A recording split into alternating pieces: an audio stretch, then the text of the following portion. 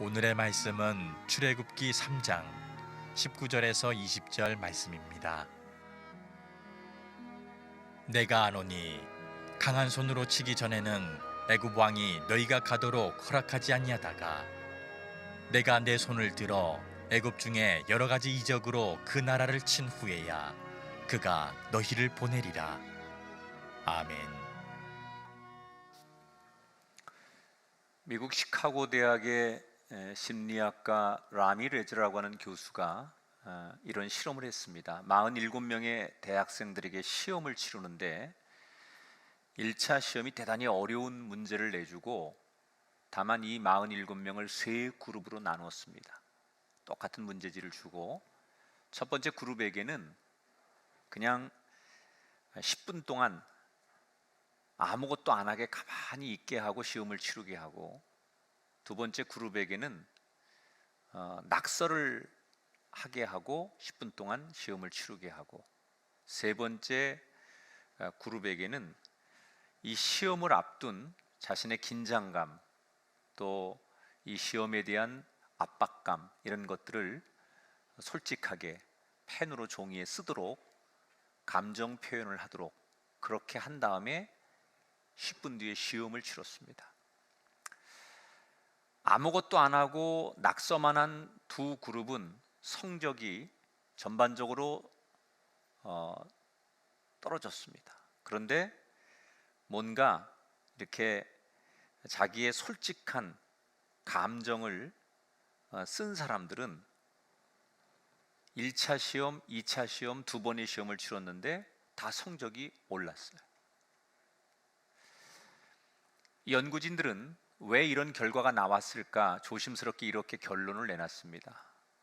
펜으로 자신의 걱정, 자신의 두려움 감정을 쏟아냈을 때, 물론 종이에 적어낸 거지만 그렇게 쏟아내는 과정을 통해 자기 안에 있는 불안감을 어느 정도 극복하게 되는 것이다.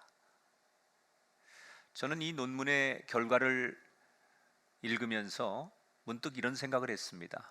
사람이 자신의 두려움, 염려를 드러내는 것만으로도 이렇게 과학적인 효과가 있다고 한다면, 우리의 문제와 우리의 두려움을 완벽하게 해결하실 수 있는 하나님께 내 문제와 두려움 또는 어두운 감정을 드러내는 것은 얼마나 대단한 일일까? 오늘 귀한 예배를 참석하시고 미디어로 예배하시는 여러분, 여러분들의 두려운 감정, 절박한 여러분의 상황, 이것들을 하나님 앞에 솔직히 드러내는 예배가 되시길 바랍니다. 그래서 여러분의 걱정을 아시고 도우시는 분께서 여러분을 붙드시고 축복하는 그런 예배가 되시기를 주님의 이름으로 축원합니다. 자, 그러면 우리의 문제와 두려움을 듣고 해결하실 수 있는 하나님은 어떤 분이냐? 우리가 하나님을 예배하기 위해 모였고 하나님을 믿는 사람들인데 정작 하나님을 너무 피상적으로 알아요. 물론 하나님을 우리의 언어로 또는 이성으로, 우리의 지식으로 하나님을 논한다는 게 굉장히 어리석은 일이지만 성경에 그때그때마다 주시는 하나님은 어떤 분인가? 오늘 출애굽기 3장 후반부와 4장 전반부의 내용을 소개해 드릴 건데, 여기에 살짝 하나님은 이런 분이구나 라는 것을 오늘 우리에게 이야기하고 있습니다. 지금 지난 시간에 우리는 모세가 떨기나무에 불로 오셔서 자신에게 말을 걸어오는 하나님을 만나는 장면을 소개해 드렸어요. 떨기나무에 불이 붙었는데 이 나무가 계속 타지 않고 불은 붙어 있는 상황이 오래 지속되면서 그 속에서 모세의 이름을 부르는 하나님의 음성을 모세가 듣는 거예요. 여러분, 이 떨기나무라고 하는 것은 어떤 거냐면 아무 쓸모 없는 나무예요. 광야 한복판에 수분을 받지 못하기 때문에 잎사귀도 열매도 없는 나무, 앙상한, 아주 조그맣고 앙상한 볼품없는 나무, 땔감으로도 사람들이 쓰지 않는 나무. 그런데 하나님께서 이 떨기나무에 불로 찾아오셨어요. 때로는 하나님이 태풍처럼 찾아오시기도 하고 천둥번개처럼 찾아오시기도 하고 정말 아주 가을 바람처럼 우리에게 살며시 찾아오시기도 하지만 성경에 하나님이 때때로 인간에게 자신을 드러낼 때 불로 이렇게 나타나시는 경우가 많이 있죠. 지금 모세에게 하나님께서 나타나시는데 하필이면 떨기나무에 불로 찾아오셨어요. 이 떨기나무라고 하는 것은 아마 모세의 현존의 모습을 드러낸 건 아닐까요?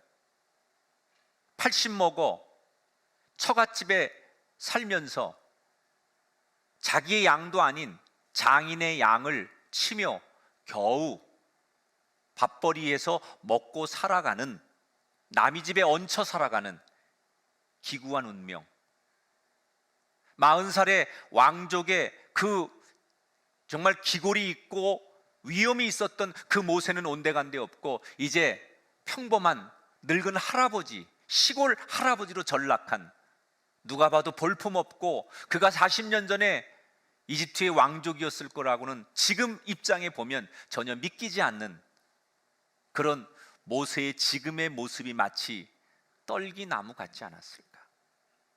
그런데 그렇게 볼품없는 떨기나무에 하나님이 불러 오시니까 꺼지지 않는 떨기나무, 꺼지지 않는 불, 타지 않는 나무, 꺼지지 않는 불. 여러분, 우리 인생이 때때로 떨기나무처럼 참 볼품없고 사람들에게 제대로 인정받지 못하고 우리의 처지가 기구할지라도, 나이가 많아서 사람들이 더 이상 주목하지 않는 그런 노년의 인생일지라도 하나님이 볼품없는 그 사람, 그 인생에 찾아오셔서 불 붙여주시면 그 인생이 그때부터 아름다워지는 거예요. 젊기 때문에 아름답거나 사람들이 부러워하기 때문에 아름다운 인생이 아니라, 아무리 볼품없고 가치 없는 떨기나무 같은 인생일지라도 하나님이 그를 찾아오셔서 불 붙여주실 때 그 인생이 비로소 빛나는 거예요. 여러분에게 그 은혜가, 특별히 소외와 열등감과 상처와 고통을 가지고 살아가는 귀한 성도들에게 오늘 불로 임하시는 하나님의 은혜가 여러분에게 임하게 되기를 주의 이름으로 축원합니다. 모세에게 찾아오셔서 하나님 주신 말씀이 뭐예요? 내가 너의 민족을 구원해 낼 테니 너는 가서 심부름하거라. 이 하나님이 갑자기 자기를 찾아오셔서 이런 말씀을 하시는데 모세가 여기에 어떻게 반응을 합니까? 오늘 그 얘기가 성경에 시작되죠. 11절에 보니까 모세가 하나님께 아뢰되 내가 누구이기에 바로에게 가며 이스라엘 자손을 애굽에서 인도하여 내리까? 아무것도 준비하지 않고 있었던 내 인생은 이렇게 평범한 노인으로, 늙은 노년의 인생으로 살다가 이제 살 날이 얼마 남지 않아 죽을 수밖에 없는 그런 평범한 삶을 살아가는 모세에게 어느 날 하나님께서 훅 들어오셔서 내가 너에게 이런 계획이 있으니 너 내 심부름 해라 라고 명령하시니까 모세가 너무나 두려워하고 당황하며 뭐라고 얘기해요? 하나님, 제가 누군데, 제가 제 자신을 너무나 잘 아는데 제 처지를 보시고도 그런 얘기를 하십니까? 어떻게 세계 최강국 이집트를 내가 가서 이길 수 있습니까? 지금 저에게 찾아오신 거 맞습니까? 잘못 찾아오신 거 아닙니까? 여러분, 사람의 기준은 그 사람이 뭔가를 하려면 보여지는 조건이 좋아야 돼요. 그래서 젊든지 힘이 있든지 능력이 있든지 재능이 있든지 좋은 학벌이 있든지 우린 그런 조건을 보잖아요. 근데 하나님은 지금 그런 조건을 전혀 갖추지 않은 늙어버린, 모든 것을 잃어버린 모세에게 찾아와서 모세에게 내가 너를 쓰겠다고 말하니까 모세가, 아마 소크라테스가 제일 좋아하는 사람이 모세일 거예요. 너 자신을 알아라. 자기는 전혀 그런 게 안 되는 사람이라는 거예요. 근데 하나님께서 뭐라고 말씀하세요? 12절에 보니까 내가 반드시 너와 함께 있으리라. 여러분, 때때로 우리 인생에 많은 말이 필요 없어요. 부모 자녀 간에, 부부끼리 또는 연인끼리 어떤 말, 막 구구절절한 말 필요 없어요. 내가 너를 진심으로 사랑해, 이 한마디면 되는 거예요. 때로 사람들이 듣고 싶은 딱 한마디는 진정으로 미안해, 내가 잘못했어 라는 사과의 한마디, 아니 정말 고마웠어 라고 하는 그런 자기의 진실한 말 한마디가 모든 것을 대변하는 것처럼 하나님은 모세에게 다른 건 말씀하지 않아요. 내가 반드시 너와 함께 있으리라. 가장 큰 약속 아니에요? 그러니까 모세가 뭐라고 반응합니까? 완강하게 저항하는 거예요. 하나님, 내가 이집트 바로 왕을 설득하고 이집트의 벽을 넘는 것 전에 내 동족들조차도 내 모습을 보면 나를 신뢰하지 않을 겁니다. 내 동족들을 가서 고통받는 억압의 땅에서 건져오라고 하나님 말씀하시는데 내 동족들조차도 나를 리더로 생각하지 않을 겁니다. 내가 가서 너희들을 이렇게 건져내려고 왔다 그러면 분명히 너를 보낸 이가 누구냐, 너의 신의 이름이 뭐냐 이렇게 물어볼 텐데 제가 뭐라고 대답을 합니까? 이렇게 모세가 하나님 앞에 물어보는 거예요. 근데 왜 이렇게 물어보느냐? 이건 그 당시의 문화를 좀 우리가 이해해야 돼요. 여러분, 구약에서는 모든 나라들이 자기들이 섬기는 신의 이름이 다 있어요. 그래서 성경을 읽다 보면 여러분, 가나안이란 나라는 바알을 섬기고, 블레셋은 전쟁신 다곤이라는 이름의 신을 섬기고, 또 암몬은 몰렉이라는 신을 섬기고, 지금 이집트에는 현재 태양신이라고 하는 라라고 하는 신과 나일강을 지키는 하피라고 하는 신, 이 이집트 땅은 다신론 국가거든요. 신이 굉장히 많아요. 근데 대표적으로 상징적인 신들이 있어요. 그래서 이 고대 중동 사람들은 신은 자기 땅을 지키고 산을 지키고 바다를 지키고, 그래서 거기를 지키는 신이 다 존재한다고 생각해서 그 신을 따라가고 그 신의 이름을 부르며 살았던 거예요. 근데 지금 모세가 이 이스라엘 백성들을 건져낸다고 하면 분명히 그 문화에 젖어 있는 이스라엘 민족들이 너를 보낸 신의 이름이 뭐냐, 신이 워낙 많으니까 너를 어떤 신이 보냈느냐 이렇게 물을 건데 제가 뭐라고 대답합니까? 그때 하나님이 당신의 이름을 자기가 공식적으로 드러내시는 거예요. 이름이라는 건 여러분 다른 사람이 불러주는 게 이름이잖아요. 그런데 자기가 자기 이름을 명명하는 거예요. 뭐라고 얘기해요? 나는 스스로 있는 자니이다. 이게 무슨 말이냐면 하나님은 누구에 의해서 조종되는 신이 아니라는 거예요. 애초에 하나님 스스로 모든 것을 창조하시고 다스리시는 이 땅의, 이 세상의 유일한 신이라는 거예요. 다른 종교는 인간이 자기들이 믿는 신을 증명해야 돼요. 근데 하나님은 당신 스스로가 당신을 증명하는 분이에요. 우리는 그 하나님을 증거하기만 하면 하나님께서 스스로 당신을 증명하시는 분, 하나님 스스로 당신의 능력을 나타내시는 분, 인간이 떠받치고 인간이 드러내야만 존재하는 신이 아니라 인간이 떠받치든 역사가 그를 조명하든 상관없이 스스로 당신의 존재를 드러내시는 분이 하나님이라는 거예요. 여러분, 유교에서는 옛날 여러분 우리가 예수 믿기 전에 제사 드릴 때 제사상에서 수저를 이렇게 놓고 2번 절하면 뭐라고 하는 줄 알아요? 아, 우리 조상님들이 잘 드셨어. 인간이 신을 조종하는 거예요.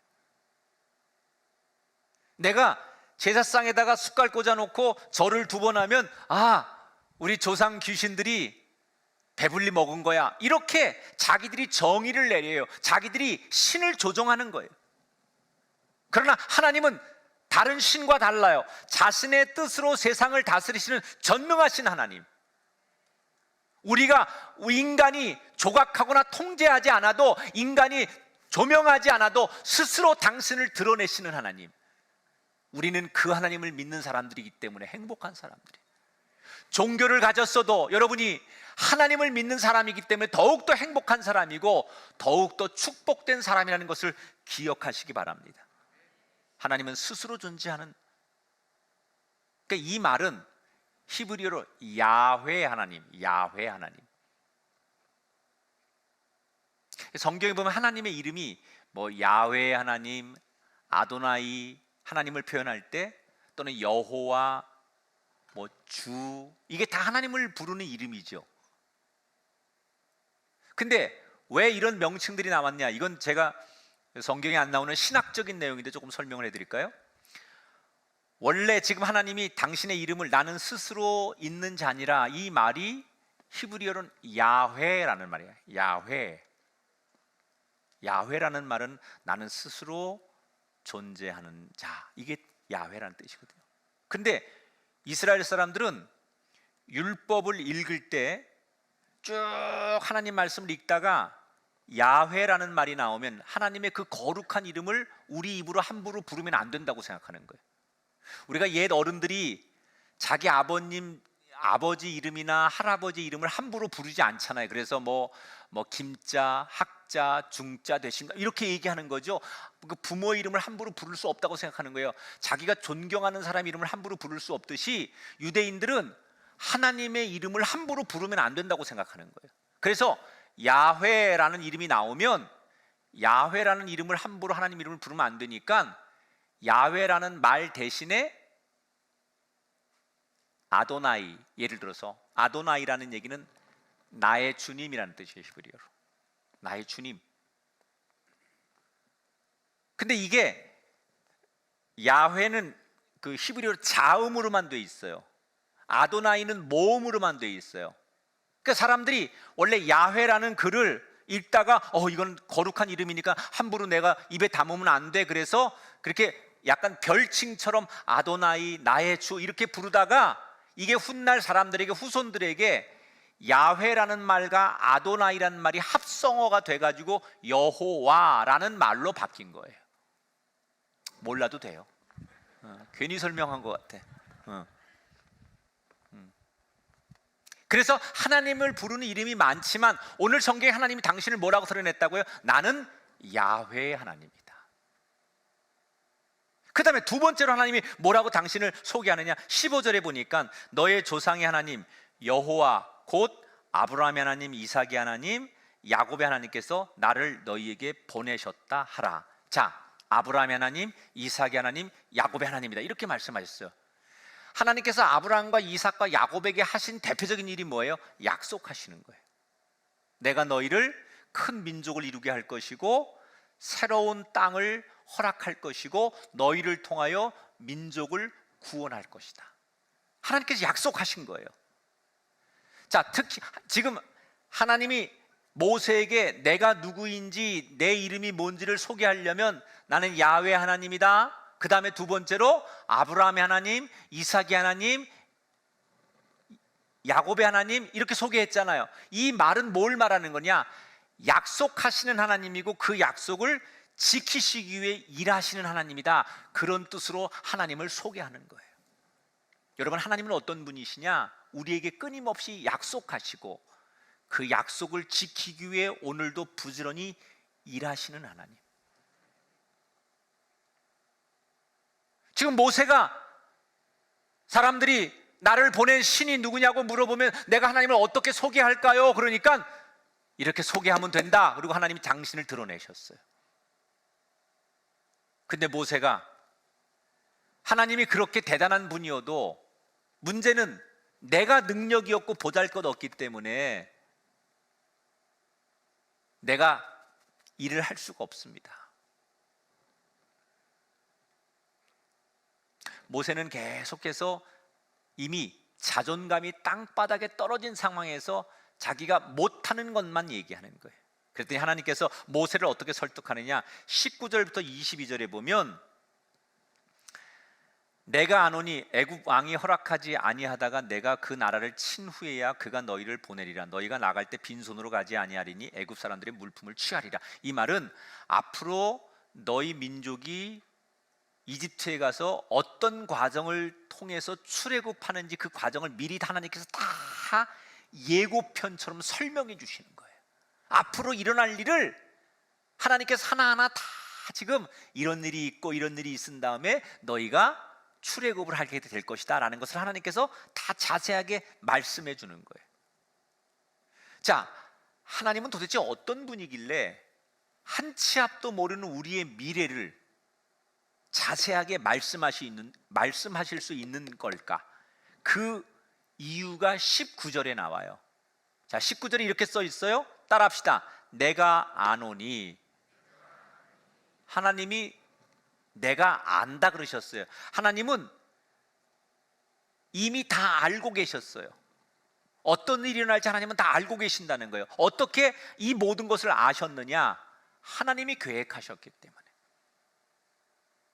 하나님이 내가 너희에게 무슨 일이 일어날지 내가 다 알고 있다라는 얘기는 뭘 의미하는 거냐? 내가 다 이미 계획해 놓았기 때문에 무슨 일이 일어날지 나는 다 안다는 얘기예요.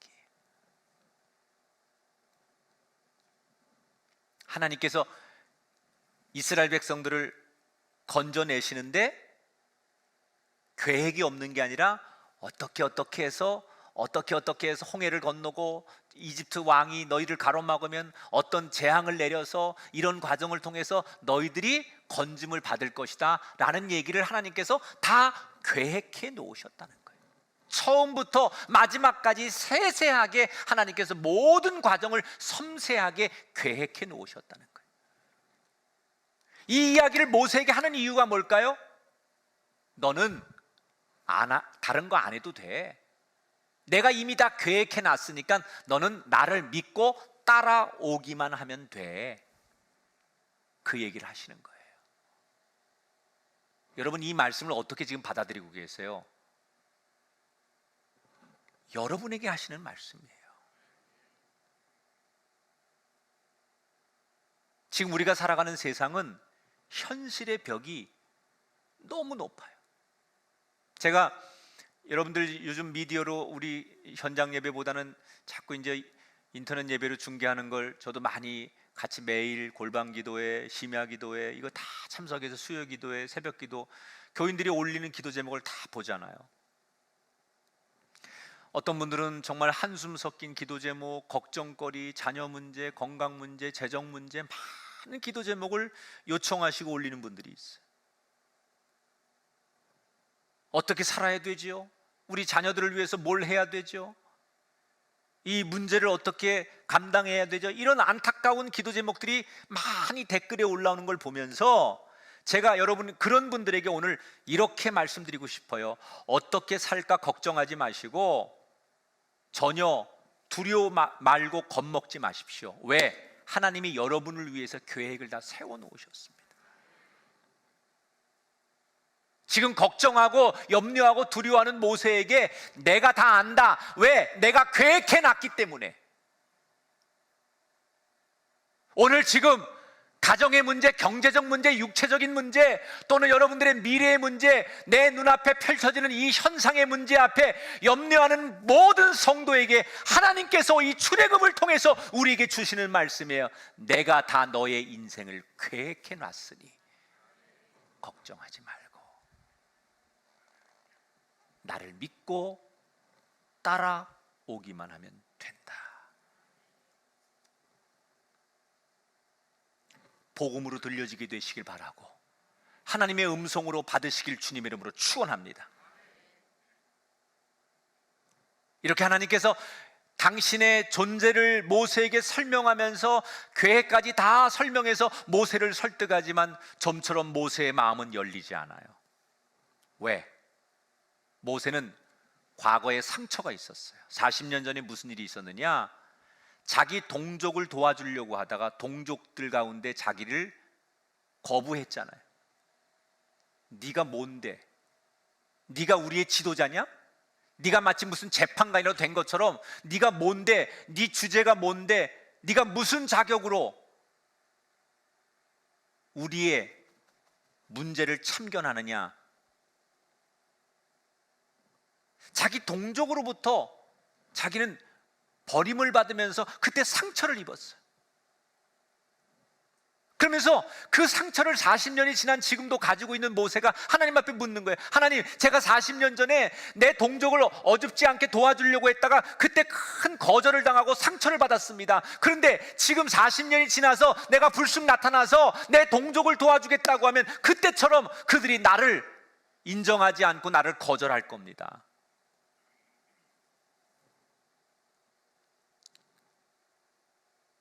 이게 여러분, 인간의 시선과 하나님의 시선이 보는 관점이 다른 거예요. 인간은 항상 과거 지향적이에요.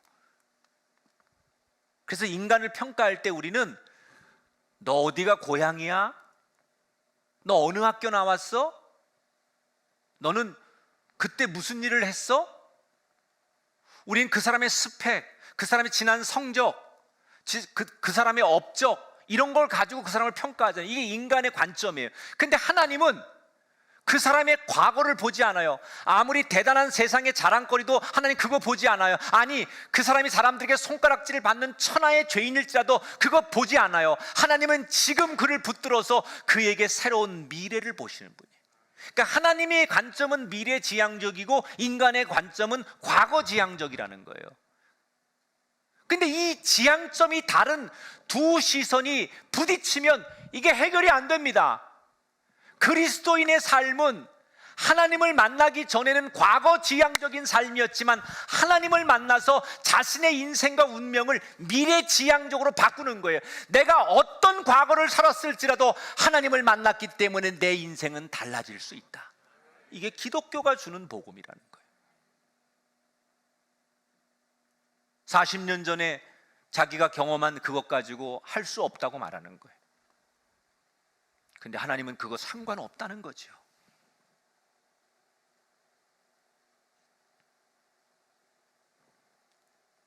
하나님이 드디어 그래? 네가 그렇게 자신이 없느냐? 그러면서 지금 네 손에 너 뭐 들고 있느냐? 이거요, 지팡이죠. 여러분, 이 지금 성경에 모세가 들고 있는 이 지팡이는 우리가 생각하는 뭐 이렇게 참 매끈하게 잘생기고 잘 뭐 니스칠 해가지고 윤이 나는 그런 지팡이가 아니라 그 광야에 아주 흔한 볼품없는 구부러져 있는 거칠은 나무, 버려진 나무 막대기, 발로 툭툭 어디서나 치고 다니는 그런 흔한 구부러져 있는 볼품없는 나무를 하나 들고 있는데 이걸 지팡이라고 성경이 그렇게 표현한 거예요. 마치 모세의 모습 같잖아요. 너무 볼품없는 그 모습. 하나님께서 뭐라고 그래요? 네 손에 들고 있는 그 볼품없는 지팡이를 땅에 한번 던져봐라. 모세가 기겁을 하죠. 왜? 아니, 이거 땅에 던지라 해서 툭 던졌더니 아주 무서운 뱀으로 바뀌었어요. 성경엔 기록이 안 나오지만 광야에서 잔뼈가 굵은 이 모세가 무서워서 뒷걸음을 칠 정도였다면 그 뱀이 무서운 독성을 가진 살모사나 코브라 같은 독사로 변했다는 얘기예요.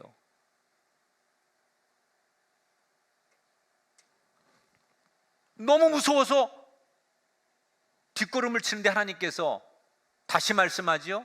손을 내밀어 그 뱀의 꼬리를 잡으라. 성경에는 모세가 뱀의 꼬리를 아무 생각 없이 잡았다고 하지만 여러분, 아무 생각 없는 게 아니, 이미 그 신비로운 상황에 지팡이를 던졌는데 그 보는 앞에서 뱀으로 변하는, 무시무시한 뱀으로 변하는 이 상황에 완전히 넋이 나가는 게, 혼이 빠진다고 그러죠. 상황에 압도당하는 거예요. 하나님께서 준엄한 목소리로 그 손으로 뱀의 꼬리를 잡아라 그러니까 거절하지 못하고 압도된 상태에서 뱀의 꼬리를 잡는 거예요. 놀랍도록 그 무시무시한 독을 뿜어내는 그 뱀이 다시 자신의 손에 지팡이로 바뀌었어요.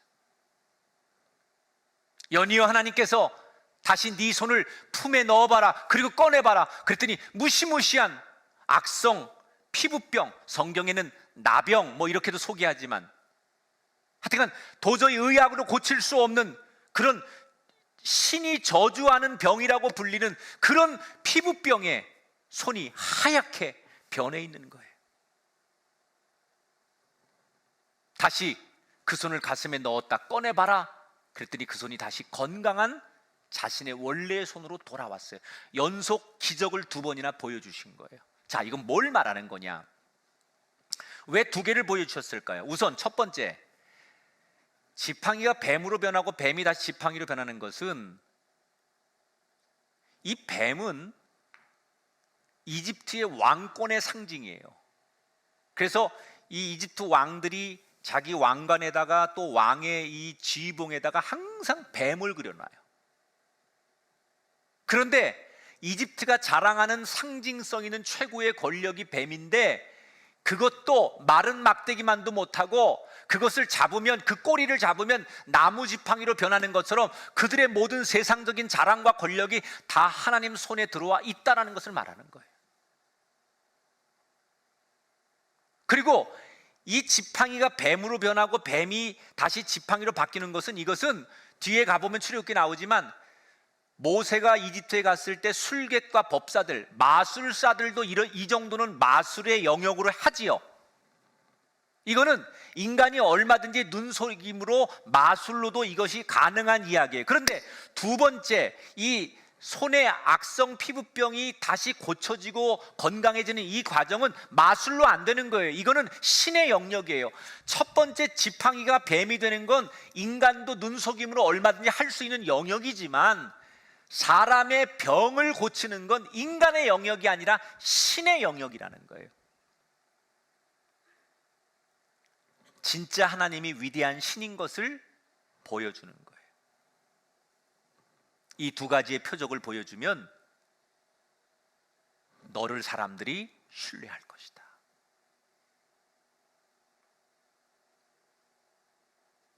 근데 모세가 다시 물어요, 하나님 앞에. 하나님, 근데요,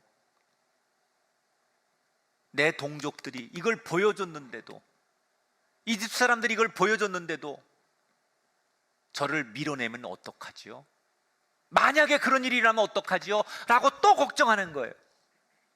그때 하나님께서 그래도 믿지 않거든 나일강 물을 떠다가 땅에 부어라. 그러면 네가 떠온 나일강 물이 피로 변할 것이다. 왜 하나님께서 모세에게 세 번째, 두 번까지는 이적을 보여주시고 세 번째는 이렇게 하라고만 말씀하세요? 나일강 물을 떠오라고 했을까? 이 나일강은요, 이집트 사람들에게 가장 중요해. 우리나라 사람들은 뭐 한강의 기적 이렇게 말하잖아요, 상징적으로. 근데 이집트 사람들에게는 이 나일강은 굉장한 신성한 강이에요. 나일강이 문화를 만들고 문명을 만들고 지금 이집트를 세계 최강국으로 만든 거예요. 그래서 이 나일강이 주는 은총, 나일강의 신이 자기에게 베푸는 축복, 이걸 가지고 이집트 사람들은 이 나일강을 신처럼 생각해요. 신성하게 생각해요. 그런데 자기들이 그렇게 신성하게 여기는 나일강 물이 모세의 손에서 피로 변한다면 이게 아무 가치가 없는 것을 보여주는 걸 얘기하는 거죠. 하나님께서 완전히 그들의 가장 자존심을 건드시는 거예요. 내가 너에게 능력 주고 모든 걸 할 테니 걱정하지 말고 가라, 그 말이에요. 그러니까 오늘 성경은 하나님께서 모세를 심부름시키기 위해서 계속 설득하고, 모세는 그 하나님의 설득에 저는 못해요, 자신 없어요, 이렇게 주저하는 두 사람, 하나님과 모세 사이의 대화를 오늘 설명하는 거예요. 자, 이제 설교를 마칠게요. 지금 하나님은 꾸준히 모세를 부르고 계시고 자신의 능력까지 보여주면서 제발 나를 믿으라고 말해요. 그런데 모세는 계속 하나님이 당신을 내가 누군지 소개하고 하나님이 능력을 다 보여주시는데도 모세는 그래도 자기는 못하겠다는 거예요. 하나님은 대단하신 거 알겠지만 내가 그걸 감당을 못한다는 거예요. 그러면서 이유를 뭐라고 돼요? 표면적으로는 내가 40년 전에 내 동족들에게 인정받지 못하고 거절당한 상처 때문에 지금도 그럴 거라고 하는 게 표면적인 이유예요, 성경에. 그런데 저는 모세가 말하는 이 표면적인 이유보다 더 근본적인 문제가 있다고 생각해요, 성경에. 그게 뭐냐? 영적인 부분이에요.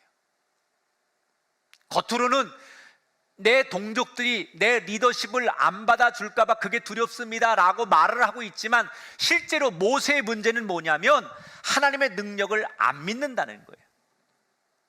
내 눈앞에서 하나님이 지팡이가 뱀이 되게 하고 자신의 손이 나병에 걸렸다가 고쳐지게 하시는 하나님일지라도, 아무리 하나님이 그렇게 대단한 분일지라도, 막상 이집트에 가면 이집트에도 수많은 신이 있고, 이집트는 세계 최강국의 군사 문화와 문명을 가지고 있고, 그런 이집트를 아무리 하나님이 대단해도 이기지 못한다는 거예요. 하나님이 능력이 없어서가 아니라 내 눈앞에 보이는 이집트는 하나님보다 더 대단하기 때문에 하나님이 이런 능력이 있을지라도 내가 보는, 내 눈앞에 보여지는 이집트를 이길 수 없다고 생각한 거예요.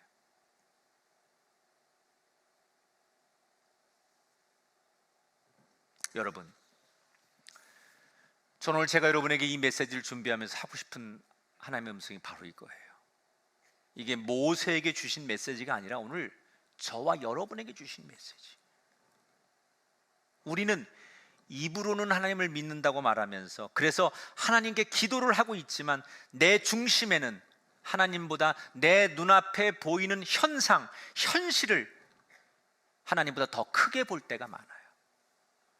믿음으로는 이 불황, 이 코로나 이겨낼 수 있어, 환난, 어려움 다 하나님 앞에 이겨낼 수 있어, 그렇게 기도하고 외치고 그렇게 고백하면서도 막상 우리의 현실로 돌아가면 우리는 두려워하고 벌벌 떨고 주저앉는다는 거죠. 우리가 살아가는 이 세상은 우리가 상대하기에는 너무나 버거운 거 맞아요. 우리가 살아가는 이 세상은 우리가 감당하기에 어려울 만큼 대단한 세상인 거 맞아요. 그러나 한 가지를 여러분 기억하셔야 돼요.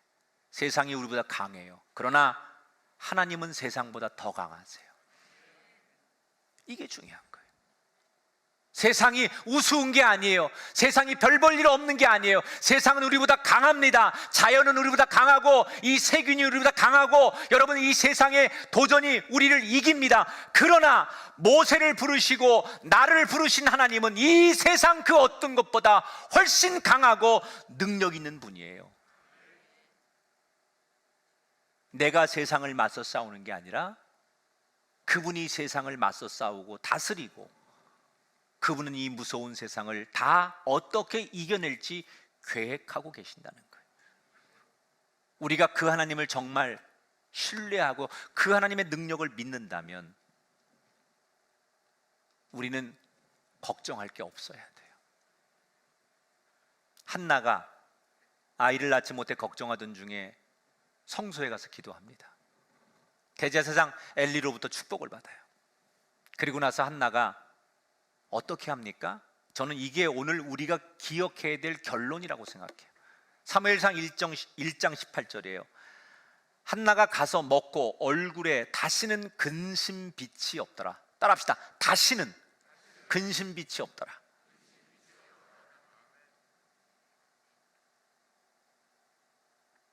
왜 한나가 돌아가서 바뀐 게 아무것도 없어요. 우리가 오늘 예배 드렸다고 해서, 기도하고 나갔다고 해서 세상에 우리의 문제는 하나도 안 바뀌어요. 그게 우리 현실이에요.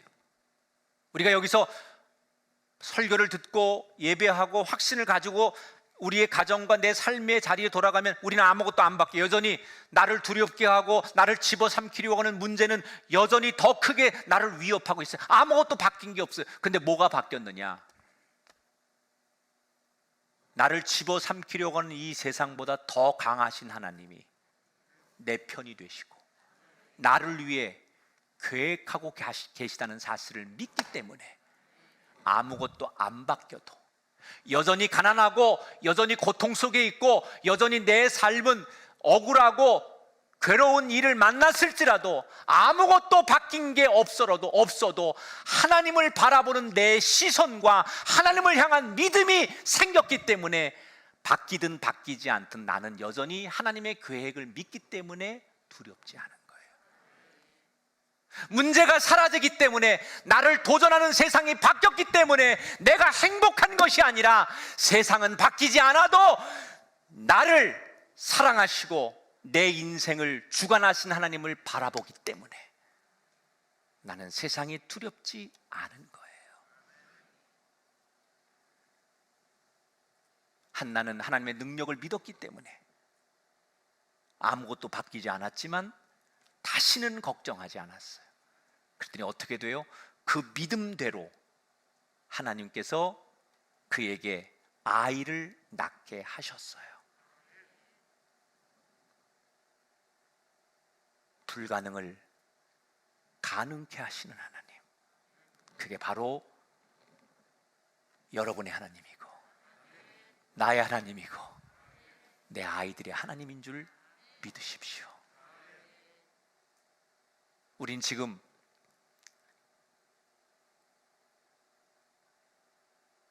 출애굽기의 말씀을 듣고 있잖아요. 출애굽. 여러분 착각하시면 안 돼요. 출애굽의 주인공은 모세가 아니에요. 모세 이야기에 여러분 너무 현혹되지 말아요. 출애굽기의 주제는 모세가 아니라 하나님이에요. 모세를 들어쓰시고 모세를 사용하신 하나님을 봐야지 모세 얘기를 듣고 즐거워하면 안 돼요. 출애굽이 뭐예요?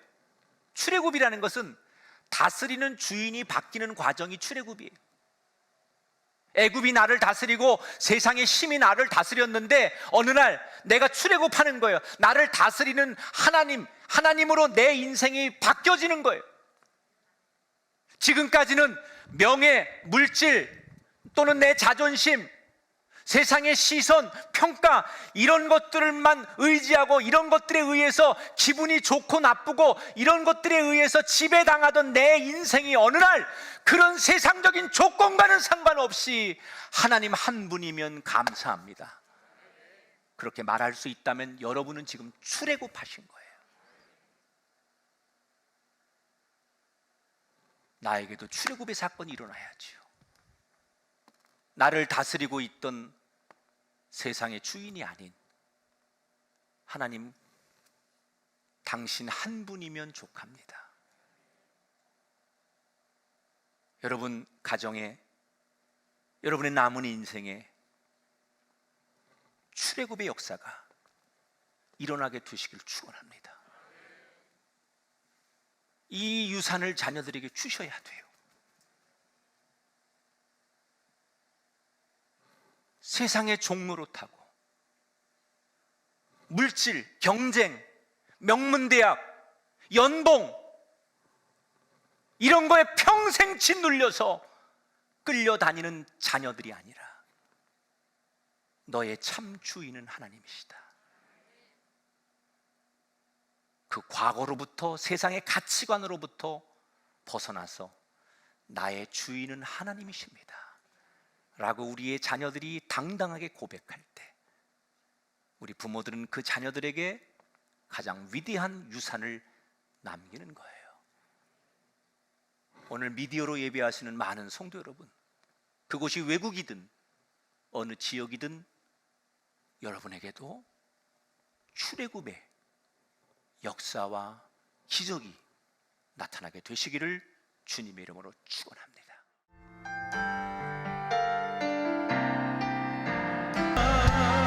날 위해 죽으신, 날 위해 다시 사신 예수 그리스도, 다시 오실 그 사랑, 죽음도 생명도 천사도 하늘의 어떤 권세도 끊을 수 없는 영원한 그 사랑 예수.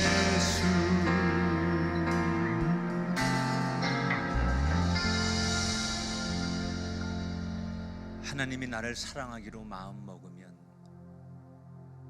그게 세상의 어떤 강한 것도 끊을 수 없습니다. 이집트의 바로 왕도, 그들이 자랑하는 찬란한 문명도 하나님의 사랑을 가로막을 수 없습니다. 나같이 마른 막대기만도 못하고 부족하고 연약한 사람을 사용하기 위해서 나의 아버지가 되시고 이렇게 말씀으로 오늘도 찾아오셔서 보잘것없는 내 인생 불을 붙여주셔서 다시 꿈꾸게 하시고 희망 갖게 하시고 나를 돌아보게 하시니 감사합니다. 당신을 만나 꺼지지 않는 나무에 불을 붙인 인생 되게 하셔서 조건과 상황에 상관없이 빛나는 인생 되게 하시고 하나님의 뜻을 이루어가는 내 인생 가장 아름다운 삶이 시작되게 하옵소서. 하나님, 나도 출애굽하길 원합니다. 우리 가정도 출애굽하길 원합니다. 이 땅에 많은 사람들이 과거의 세상에 붙들려 살지 않게 하시고 참 주인이신 하나님을 다시 만나 내 주인이 바뀌어지는 기적이 이 말씀을 통해 일어나게 하여 주옵소서. 오늘 하나님 앞에 각자의 자리에서 예배하는 예배의 방식은 다양하지만 우리의 예배를 진심으로 받으시고 모든 사람에게 한없는 은혜를 동일하게 허락하여 주옵소서. 복된 예물을 주 앞에 드립니다. 어느 자리에서 어떤 모습으로 드리는 예물일지라도 주님 연락해 주시고 기억하셔서 가장 귀한 것으로 저들의 삶과 가정과 자손들에게 복을 내리어 주옵소서. 이제는 우리 주 예수 그리스도의 은혜와 하나님 아버지의 극진하신 사랑하심과 성령님의 감화 감동 역사하심이 예배하는 당신의 자녀들 머리머리 위에 영원히 함께하기를 축원하옵나이다. 아멘.